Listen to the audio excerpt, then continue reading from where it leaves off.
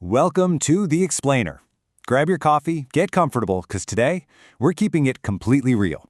We're looking at a pretty heavy philosophical essay called The Grammar of Force, and we're going to break it down into 5 hard-hitting truths about how power actually works in our world.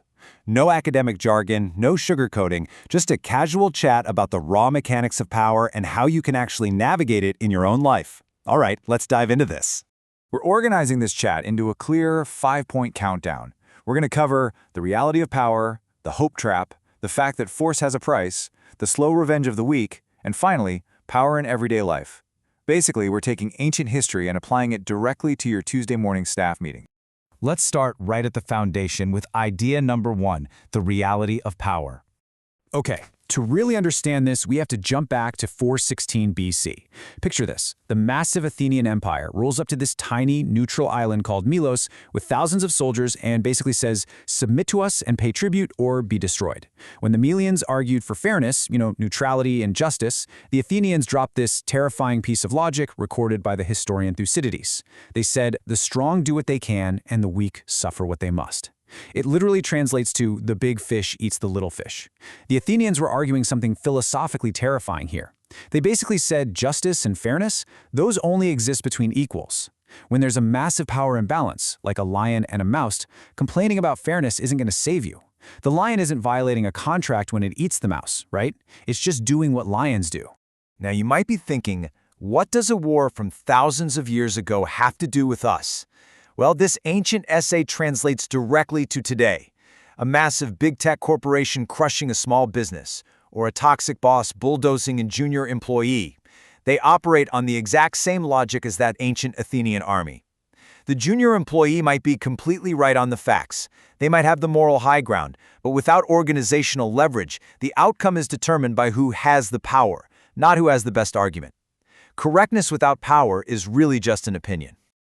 So that brings us right to idea number 2. We need to talk about what the essay calls the hope trap.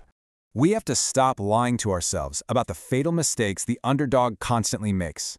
Here are the comfortable illusions people fall for every single day. You appeal to abstract justice, thinking a moral assertion is somehow a physical shield.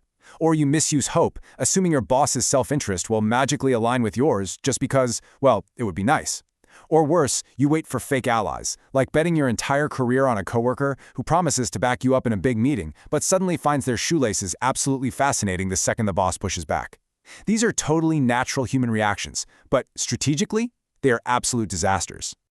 Look, relying purely on hope isn't a strategy at all. It's just a delusion wrapped up in what psychologists like Daniel Kahneman call the optimism bias.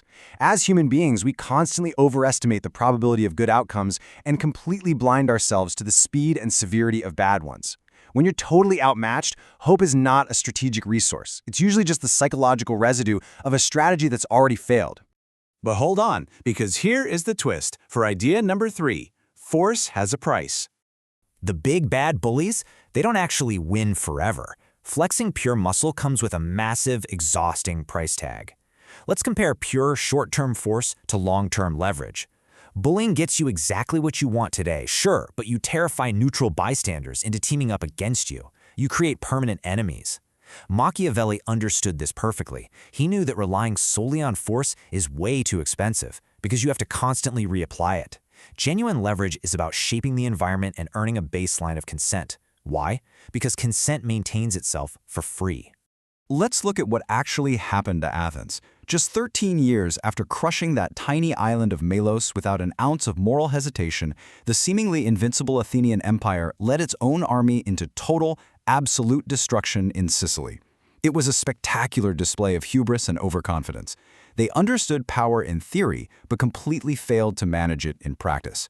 And this proves that power is a dynamic, shifting process. It's not a permanent guarantee. If you act like a tyrant, you literally generate the very conditions of your own undoing. Which leads us perfectly into idea number 4, the slow revenge. If direct confrontation with a giant fails, how do everyday people actually fight back and win? It's all about the long game. Step 1 is recognizing, and honestly sometimes just surviving the initial imbalance. I mean, you can't fight a tank with a stick, right? Step 2 is where the real work happens, patiently building collective coalitions and alliances. You pool resources to increase your functional power. And then step 3 is using that combined leverage to change the institutional rules permanently. You slowly raise the cost of pure domination until the strong are quite literally forced to the negotiation table. And guys, this isn't just theory. This is exactly how the labor movement and civil rights coalitions succeeded. Individual workers didn't have the direct power to compel massive corporations to treat them fairly. Black Americans in the mid-20th century didn't have the immediate political power to end segregation overnight. Instead, they patiently built institutional leverage, legal, moral, and political coalitions until they completely rewrote the rules of the game. It's the slow, partial, but incredibly effective revenge of the weak. Finally, let's wrap this up with idea number 5, power in everyday life.